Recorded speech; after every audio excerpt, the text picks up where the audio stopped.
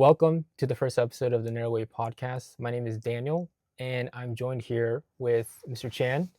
Mr. Chan is a Chinese American San Francisco native and a decorated war veteran of the Vietnam War, where he was honored with a Distinguished Service Cross Mhm. and a Silver Star and two Bronze Stars with Valor and a Purple Heart. Mr. Chan is also a family man, a father, and a grandfather. Thank you so much, Mr. Chan, for taking the time to just sit here and talk with me. Oh, you're very welcome. It's my honor. Yeah. Mhm. I'm just curious, Mr. Chan, like, where did you grow up? I grew up in Chinatown on the corner of Jackson and Powell on Jackson Street. Um, so it's just a couple blocks above from Grand Avenue from Chinatown, and hung out with my friends. Mostly lived in the projects, the Pingyuan projects, and very few of my friends had private homes or live in apartments or flats. Only a couple of them. So, yes, when I was about 14, 15 years old, I joined a gang, a street gang, and we had Wow. club jackets, and we all wore black Ben Davis pants, and some guys had a zipper on the side, and inside of the zipper was a cloth. Mint green was the color, and on our club jackets, it was mint green trim around the pockets. It was black color, mint green trim around the shoulder, and mint green underneath the collar. And yeah, we look bad when you get about 20 of us walking down the street. Everybody makes room for you to walk. Wow. Yeah, those were the days back in the 60s, early 60s. Wow. And Uh, this was a Chinese gang? yeah, all Asians. Oh, we had one white guy. One guy was, well, he's a half breed, half Chinese, half half white, and his last name was Woodridge. Uh, Luke Woodridge was his name. And other than that, all the other members were Chinese, Asians. Wow. Okay. Yeah, I didn't know. Wow. Okay. So you grew up in that environment, but then you were drafted, right? I was initially drafted, and as soon as I got my draft notice, on the same day, I went right downtown to the recruiting office, and I talked to well, they had the Marines and the Navy, and they had the Air Force, and they had the Army. And the Army department was way at the end. And I was walking down the hall, and the Marine guy says, "Hey, young man, come here. You look like you want to sign up." I sure do. I said, "Is this the Army?" He goes, "No, this is the Marines." I said, "Oh, what do they do?" Uh, this is, "Oh, we do everything that the Army does." What better than the Army? Uh, and he was telling me all these good things about the Marine Corps. I says, I had my heart joining the Army because I wanted to become a Green Beret. And Mm. so I worked my way, finally got down to the Army guy. And I told him I like to enlist in the Army, and my goal is to become a Green Beret. And he goes, "Oh, well, first you have to go airborne school." I said, "Sure. What is it?" This is, "Oh, airborne school it's a paratrooper school, and you learn how to jump out of airplanes." I said, "Oh, I can do that." And he goes, "Oh, well, you sign here." Yeah. So I signed uh, the agreement, and he gave me a card. U.S. Army guarantees me airborne school for 3 year or 6 years enlistment. I still have the card. I carry that card through Vietnam that the Army guaranteed me airborne school. And the advantage of going airborne was I heard from somebody saying, "Oh, they're not going to send the airborne troopers over to Vietnam. They're going to keep them all here stateside to take care of any problems that comes up, like riots and stuff." I thought, "Oh, I could do that." And so, uh, well, I told a guy I wanted to go to special forces. Well, anyway, I graduated jump school.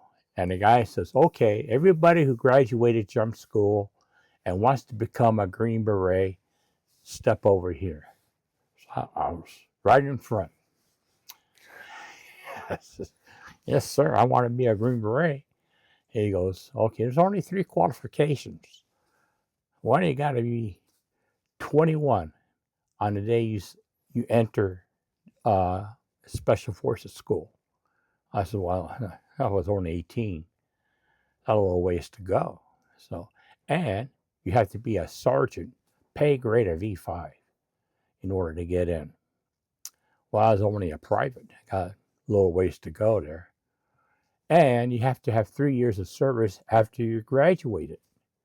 Well, I said, "Well, I already used 6 months to get to this point. Now, I have to enlist for it. I don't think I can enlist for 6 months. I got to be 3 years at a time." So that's a big chunk of time, of my ticket there. So I says, "Well, I guess I don't make it. I got to fall out, go back with the other guys who didn't want to go." And so I got assigned to the 101st Airborne Division, one of the famous units from the World War II era. It's the 101st Airborne. They jumped on Normandy during D-Day. Eisenhower was taking pictures, good photos with the guys from the 101st who made that jump. Wait, can I ask you a quick question, Yeah. Mr. Chan? What made you want to become a Green Beret? Oh, I saw this movie, Oh, John Wayne. Yeah, I saw this movie and I says, "Oh man, that looks really sharp, not that Green Beret, I wonder how I look in one of those." And they learn different skills. They specialize in 2 of the 12 skills. Whether you're a medic or language or weapons or communication skills or all these different infantry skills, they learn. Uh, each member of the team, there's like 12 men to a team, and I believe each of them will learn 2 specific skills, and they will cross train each other. They'll teach each other their skill. So you'll have a lot of training. And that's what I was into. I was actually into a lot of training. If you look at my display or my citations, you can see I have a lot of citations from different schools from the Vietnam era, because I was in a headquarters platoon and I would get the notices and I'll see the notice before anybody else. I tell anybody else. They won't know unless I tell them. So I said, "Wait a minute, I'll sign up for this." So I'll be the first one to sign up for a jump school in Cambodia or Laos, which I did, and the Vietnamese school. I volunteered for the Vietnamese Ranger school. You had to be Ranger qualified, and you had to be a jump qualified. I said, "Wow, I qualify both ways." nice. So I could sign up for that. And so I actually my second year in now was 6 months as in their jump school and 6 months in their Ranger school. Hmm. So So you finished jump school, you finished Ranger school, And then at what point did you actually deploy to Vietnam?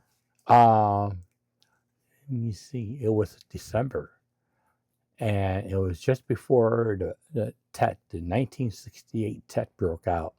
Tet is their Vietnamese New Year's, and all the soldiers go home for a vacation, have reunions with their families, and get-togethers. And but at the same time, the North Vietnamese came down from the north into the south and invaded the country with heavy weapons and tanks and well, they actually at that in those days they won the war. But I heard from a, a higher officer from the Vietnamese side, the North Vietnamese, that if we just lost one more week, they would have surrendered. Uh, Hmm. we gave them a good fight. And What was so you get to Vietnam, and then what's Vietnam like, and what oh, was your first combat experience like? my first combat experience, the first night I slept in Nam, it was continuous artillery going off.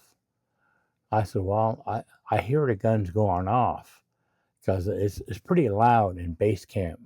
I was in a small LZ. An LZ is big enough for a plane to land, not a plane, a helicopter. A helicopter to land. So you need a very little area, and all the helicopters will land there. They have artillery, all the way around the perimeter. They have a mess hall. It's very small. You can see one end to the other end. And at night, the North Vietnamese soldiers would rocket us with the 105 rockets. And the rockets were so small that they'll go over us. And so they readjust and they hit in front of us. So they couldn't get it right to hit us directly. So I said, oh, well, I guess I'm pretty safe. And so later on, shortly after after sleeping in a cot and had a tent over my head, that was the only night I slept in the tent and in the cot while I was in Nam. The rest of the nights were out in the bush. Wow. So I can hear all the artillery landing. And I said, I don't know which is worse between the two evils. Is whether hear the guns going off or hearing the bullets landing. And it is pretty bad when you're that close. Hmm. And the size of the shrapnel that flies through the air, and it makes a whooping sound, whoop, whoop, whoop, whoop, whoop, was the size of a football. Wow. And I said, man, I'll take your head off. Yeah. And it's coming so fast, and the velocity of that chunk of metal flying at you. And it's all raggedy. You touch it and you cut your hands, and it's because it's all jaggedy metal. And I'll just smack you in the face will take your head right off. Did that happen to anyone? Well, they were calling artillery, and I saw a wall. I says, I know, I'm up against this wall here, and I'll be safe. The artillery was hitting the back of the wall and knocking the wall down, and the wall got smaller and smaller. So I started creeping down lower and lower. First, I was standing up, and then before you know it, I was on my hands and knees. Whoa. So, That's crazy. yeah, it's crazy. But I said, wow, what an experience. Did you get into any gunfights? We fought almost say 3 to 4 days out of a week. We're always chasing the enemy. They'll land us.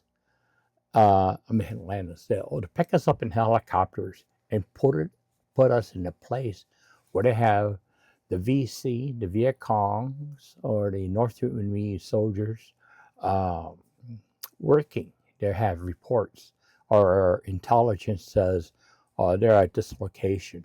So we're run.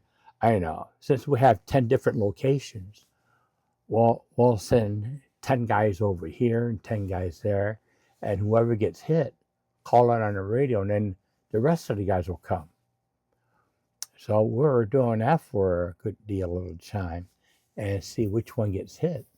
Sometimes we don't get hit, sometimes we get hit. And one time we got hit really bad. We landed on, when the day started early in the morning and washed up and got ready to hike out. And the captain says, okay, we have to be 1,000 yards to the north, whichever, and it's all flat. You can see where we got to be way out in the distance. 1,000 yards is 10 football fields. And it's hot already at 10 a.m. in the morning. It's pretty hot. And, but between us and there was this river, wide river, probably as wide as my garage. And so we saw some little canoes, Vietnamese handmade canoes. So 2 guys can get in and paddle, and 1 guy or 2 guys will be passengers. Mm. And the captain says, what are you, crazy? That's going to take all day. I got to be over there now, he says. So he called in for 6 helicopters. And the maximum that they can load us with is 6 infantrymen. And so 3 on both sides of the helicopter. And so we 36 of us on a first wave going in. When we landed there, it was very quiet. And there was a Vietnamese writing on his monument, on his concrete wall. Mm. And I asked the interpreter, and I said, what does that say? It says the 168 Infantry Battalion of the North Vietnamese Army. Mm-hmm. I goes, oh, they must have came here, wrote on a wall and left. And there was this Burma dirt, about 5 feet high.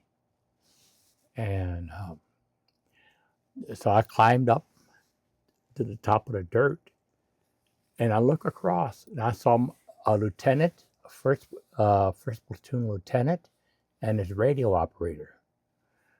And he grabbed the phone radio and trying to talk to the lieutenant, and he pointed, and his eyes were open. He was trying to say something like, "Watch out," But he got, ooh. He took in a couple of rounds, and he keeled over, and he lay dead. And so did his radio operator. I said, "Oh my God, they died right in front of me." Wow. And I looked down from the Burma dirt, and they were just crawling like ants. There were Vietnamese soldiers running back and forth. I turned around and said, "Hey, Captain, they're all down here."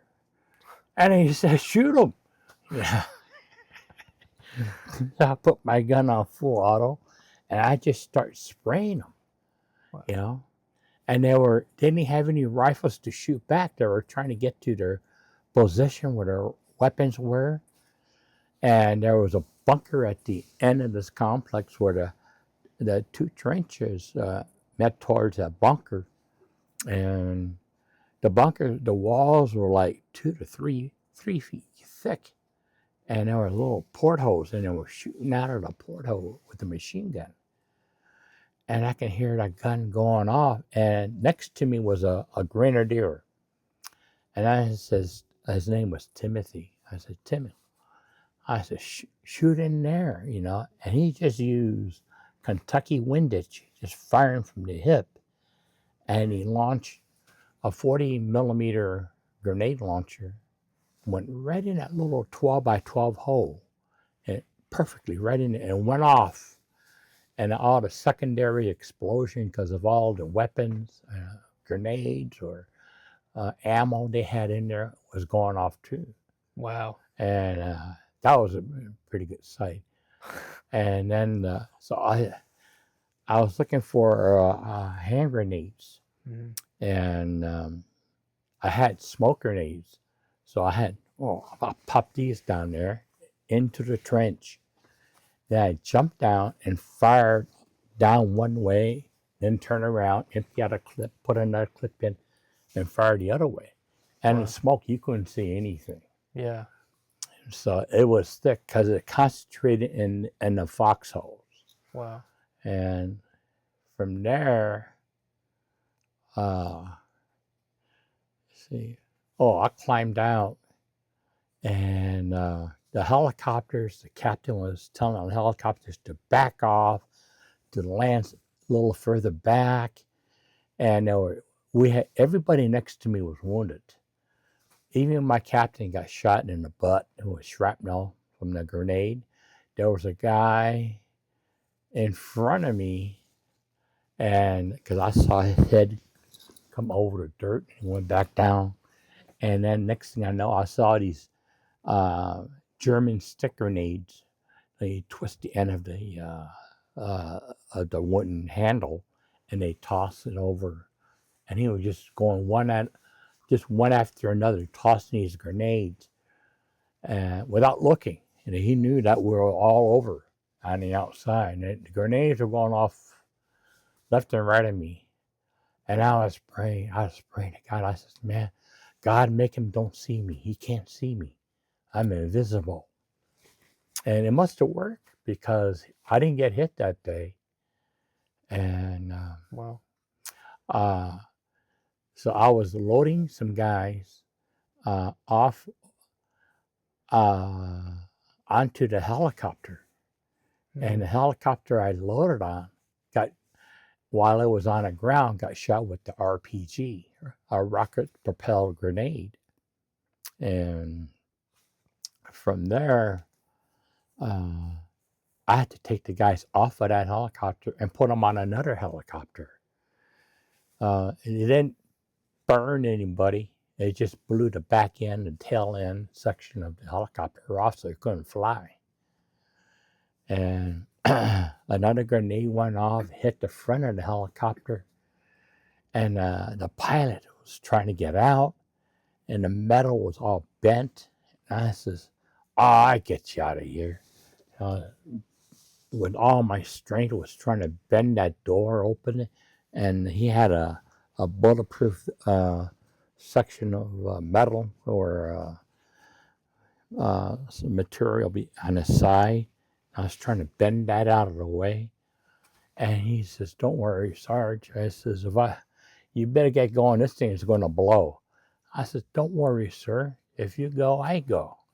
And I bent it so he can get out. So he made it out of there, and his co-pilot was killed and dragged his body out. But I got all the guys out into another helicopter, and that's when I got the air medal with the V device for valor because of the helicopter being shot down. Well, it didn't even fly. It was already on the ground. It got blown up. Wow. And so all of this is going on at the same time. And the VC, I mean, the NVA, the North Vietnamese Army, was running. One guy was running at me. I said, "Where did this guy come from?" And he's running at me with the rifle with a bayonet. And he's charging at me. And I had my M16. I blocked parry his rifle, and then gave him a butt from my butt of my rifle, and it was really close to me. And then I had around my chamber, and boom, blew this guy away. But yeah, I got some shrapnel in my leg at the time. That's where I got my Purple Heart, and it was easy to be patched and continue my service. Wow. And You saved a lot of lives. well, yeah, they the citation, that's where actually what happened when I went reported back into the 82nd Airborne Division stateside. I saw all my citations in a folder, and later on I asked my first sergeant. He was the highest ranking sergeant. I says, "Hey, Sarge, I saw all my citations and my diplomas for my medals. Um, do they keep it at the headquarters or I get to keep it?" He says, "Oh no, that's yours. That's all your personal property." I said, "Oh, you might have to give me a pass so I can go down to headquarters and get it." And I got all my certificates, but I was missing the Silver Star. I said, "My Silver Star is missing." And he says, "Oh, don't worry. You just fill out these forms and put in for another one." So I fill out the form, and he says, "Then you have to get it signed by an affidavit from 5 officers. 2 of the officers has to be field grade. That means a lieutenant to a captain is a lower level, and field grade is a major or above, major, lieutenant colonel, or full-bird colonel." So I said, "Oh man, all this paperwork just for, why couldn't they just Xerox another copy for me?" And anyway, I took time off to fill out this report. Huh. And the review board says, they read and says, "You did all of this in one day?" I said, "Yeah, that was the same firefight." And they're questioning me and some other details. And they says, "This is worthy of a higher medal. This is worthy of a Distinguished Service Cross." Mm. I says, "Oh, all right." I said, "I'll take that."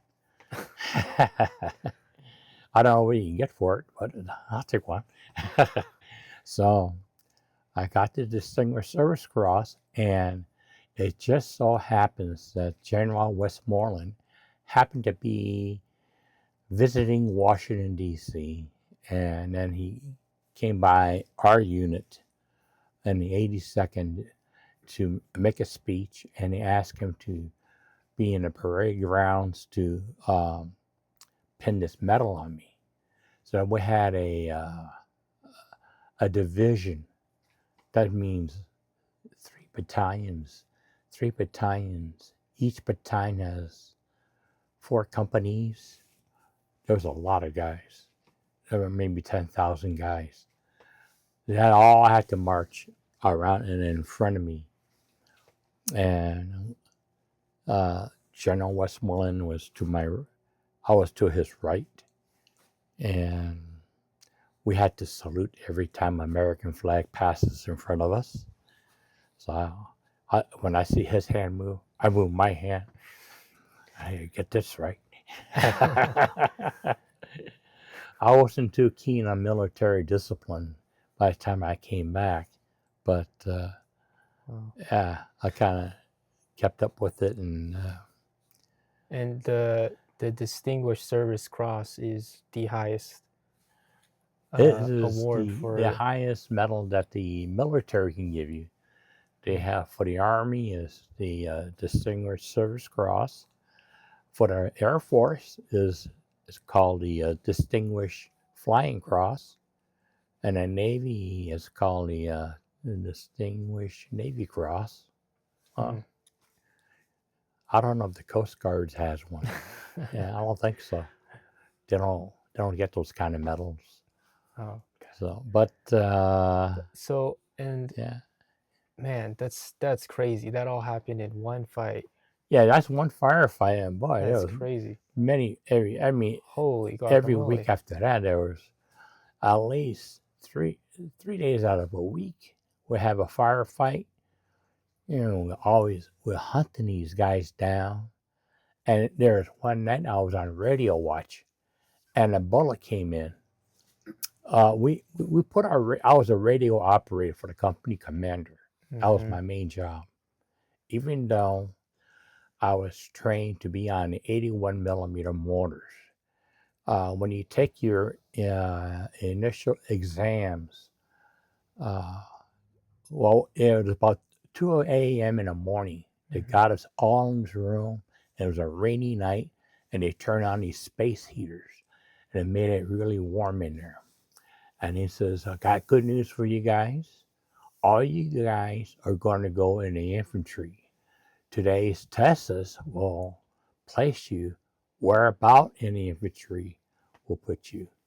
The top 10% will go into the mortar platoon, and then the next 10% will go into heavy weapons. Hmm. And so then I got into the mortars with a higher, I guess I had a higher IQ or higher score in a test. But I was the only guy who maxed the gunner's test at the end of the course when we had our tests to test everything out. Wow. Uh, Now, what was it like? Because I think you might have mentioned this, but what was it like being, Chinese American? I mean, you look Asian, but you're fighting the Viet Cong for yeah. America. And I heard, I think you mentioned once that you were shot at by American soldiers. Yeah, well, there's I'm always traveling between base camp and where my unit is. I have to escort prisoners back to camp, and sometimes I have to pick up certain type of supplies. I have to go through the tents or the supply room and get what we needed and to bring it back out. And then so I'll be wandering around looking for my unit. And it says, I know they're here somewhere. And one time I came a bunch of Caucasians, white guys. They looked at me. I looked at them. They pulled their guns down. I mean, I pulled my gun on them. They took their guns off safety. I had my thumb on rock and roll. That means full auto. And I says, wait a minute. I'm an American. I says, and they says, prove it. And I says, what, don't I speak good English? That's And I says, crazy. no, I'm looking for Delta Company. And they says, oh, you're one of us. I said, don't you recognize me? He said, no, I'm a replacement. I got in today, So that some of these people didn't know me. But among the normal unit, the other 100 men in our company, they knew me very well. I was the weapons man. And I'll be the guy whenever they want to sign out a weapon, they have to go through me. I get the weapons off the rack and they have to sign for it, and I sign it. So I used to do all that back at Fort Campbell, Kentucky, at base camp. Mm. But yeah. Wow, that's a crazy story. Uh, What was the transition like back to civilian life? Back to civilian. I all the friends I had before I left, I try to socialize with them. When I came back, and nobody wanted to talk to me, and everybody was busy. And I said, no, they ain't got time. No, I'm doing this or that. And, it was just a bummer. I only had one friend that would talk to me, and his name is Walt. And he still talks to me today. Really? Yeah. So he's a Green Beret, but he made it in the reserve. He was a reservist. And when he was active duty, he was in a mortar pool in Germany. So he spent his time in Germany. And, everybody's different. And then I guess how did you find your wife and start a family? Like, well, how did you go from fighting the Viet Cong in the jungles Oh, yeah. to in San Francisco, starting a family? Well, it was New Year's Day, and I was helping my friend Wilson to build a fence. It's about I would say a good 100 feet straight away, just one shot. He wanted to build a fence between the property. So he set all the posts and poured the concrete in, hose it all down, let the water soak in, let it get hard, and start nailing on the bottom boards and the upper boards, horizontal pieces, and then we start doing the vertical boards. So, and everything went really smooth because, but at dinner time, the wife, Faye, she invited me to stay for dinner. I said, nah, I don't want to stay for dinner. It's New Year's Day, you got your family here. I feel like an oddball. Mm. But she called Pat, and Pat came over to pick up some cake or whatever it was. And I saw her, and Faye would say, Warren, this is Pat. Pat, this is Warren. And that's when I first met her. But as this all happened, she was engaged, already ready to get married. I said, well, I lost another one. But no, she was already spoken for. But her husband to be, I guess he lived out of a coupon book. He buy these coupons, and he says, "Oh, buy one dinner get one for free." So he'll take her out on his dates to go to a certain restaurant that's in a book, so he get a 2-for-1 meal. And she didn't kind of like that, lousy places. And Heard that. later on, he bought the ring that his mother told him to buy. And he goes, no, I don't want that ring. I want something different. She has her own ideas on what she wanted. So I said, oh, simple. I just asked her what kind of ring you want. So And that worked? I did. We went shopping, looking for a ring. What? And then Okay. I says, I'll hang on to this until I feel it's a good time to give it to you. Wow. No, we're watching Mork and Mindy. I don't know if you, that's Robin Williams, and he was Mark from a different planet. It was a comedy show. And during the commercial, I asked her if she wanted to get married.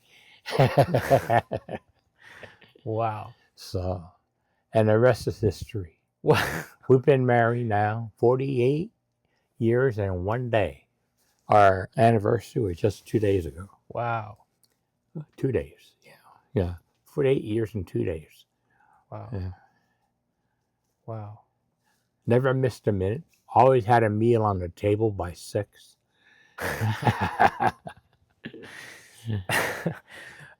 Yeah, that's crazy. So, do you have an opinion on young men these days? On what? On men these days? Oh, men. Yeah. Oh, Because you come from a time where it's just Yeah. like very different, like what it means to be a man.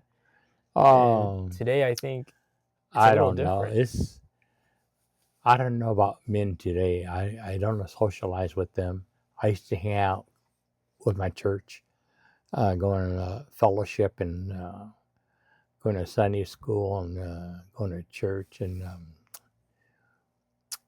those guys, one of them said something came up, and he says, well, what do? We get attacked by like the Red Chinese.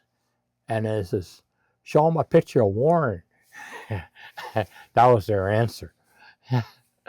But I don't know. The husbands, and they're kind of weak. Yeah, I think most of the men, they don't have that fighting spirit. Yeah.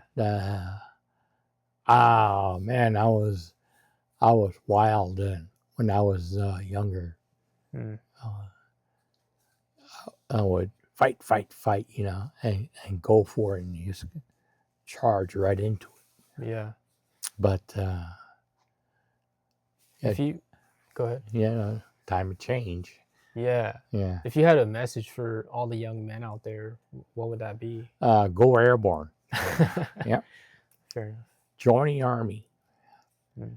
Join the Army, and they'll teach you some good skills. And the brotherhood, Mm. the esprit de corps, it can't be beat. Mm. I was living for the men left and right of me, Mm-hmm. and so that we weren't really fighting for the political reasons. Mm-hmm. We were just fighting for survival. Yeah. And so, the more training you get, the better your survival skills will be. Yeah. I think men really need training, and they need brotherhood. Yeah, I think a lot of countries has a draft for their young folks, young men, even females nowadays, when they turn a certain age and they have to serve 2 years, 3 years for the country. They should do that to the United States. Because if anything, out of high school, I don't think I knew that much. But when I got out of the Army, I felt like I lived a whole lifetime. Yeah. Already. It's a hell of a life. Yeah. Well, Mr. Chan, do you have anything else you want to talk about? No, your questions were very good. Got me thinking about a lot of things I haven't thought about in years. Really? Brought back a lot of memories. Yeah, hell of a life, man. I'm really honored. I don't think about these times unless somebody asks me one thing or another. Well, I appreciate it, Mr. Chan. Oh, you're really welcome. do. Very welcome. And thank you so much for your time. Oh, you're very welcome. The next one is the Distinguished Service Medal and Silver Star, Soldier's Medal for bravery, 2 Bronze Stars, with the V device for valor, Purple Heart for wounds received, Meritorious Service Medal, Air Medal, Army Commendation Medal, Army Achievement Medal, Good Conduct, and National Defense Medal, Vietnam Service Medal. With actually, I'm authorized 7 battle stars, but after I put 4 in there, it gets messy if I try and put in another 3. So this is the bottom row is all Vietnamese medals, authorized by the Vietnamese government. Everything was sent to me in translations for the award of these medals. Because it was in Vietnamese, I didn't know what it meant anyway. But this is for community service. This is the Vietnamese Cross of Gallantry with the palm device and a Bronze Star device. And this is called Mai Chong, civil action award with the palm device. The palm device is at a higher level. It's like their, I guess, the Army oak leaf clusters. Like I have an oak leaf cluster on a Bronze Star. That means I have 2 of those. And this is Vietnam Campaign Medal. This is my Jumpmaster Wings with the 1 Combat Star. And Jungle Expert. The 82nd Airborne Free Parachuter School. This is Pathfinder School. My Expert Badge in Mortars. And my Sharpshooter in the M14 and the M16. And this is from Germany, the International Long Range Patrol School. And while I was in the 101st, this is the 101st Recon School. And I was with the 501st Geronimo Battalion. And when the 82nd, he wore the Rangers tab on his shoulder. Ranger qualify, Ranger school qualify. This is the gliders patch you wear on an overseas hat. Notice that patch. Took it off the hat and stuck it on the board. Wow. And the Pathfinder patch usually goes on the sleeve. And the 504 Devils of the 82nd, we were known as the Devils in baggy pants. And this is the recon badge of the MACV. MACV, MACV, is Military Army Command Vietnam. It's the 101st Recon School. And this is the badge, and this is the patch. This is a World War II Victory Medal, and that was given to me by a Native American, and I offered to drum and sing for her father's funeral, and if they wanted me to. And she was very grateful that I offered to do that. And she was so touched that she gave me his medal. This is the medal that her father won in World War II. This is the Vietnamese Ranger School insignia. This is the South Vietnamese Jumpmaster wings with the Pomley device. One of these is Cambodian. They're French influence, and one of them is Laotian. I forget which is which because they both look alike. Wow. But see here, I got my the white one. That's the Canadian jump wings. South Vietnamese. Yeah, also the French. The French influence. They copied the French jump wings. Oh. Here they are. Oh, this is the French. This is a Laotian and Cambodian. I have a lot of pins and a lot of badges. Military is known for that. Yeah. Everywhere you go, whatever you do, you get something for it. How old were you in this picture? Maybe 21. Wow. Over 50 years ago. In fact, the day I took that picture, I couldn't get on the bus because I had paper money. I didn't have any coins. Oh, okay. And to get on the bus, the streetcar, it would cost a quarter. Yeah. I said, anybody I got a quarter, I give them $1 for a quarter. Yeah. And nobody spoke up. Huh. And then the driver says, "Will you pay up and get off my bus?" What? I said, and it was raining, pouring rain. And I had my duffel bag, and I was wearing his uniform. What? I said, "Okay, I'll get off." So I got off this bus, and I ducked into the first storefront I saw, and it was a photography shop. So I said, "Hey, it's a good time to take my picture now I got my uniform on." So I went in there. I said, "I'd like to get my picture taken." Wow. So I took my picture, and I didn't know my T-shirt was showing there. You could have used a magic marker or something to cover up my white T-shirt. Nice. Cool. Yeah. Wow.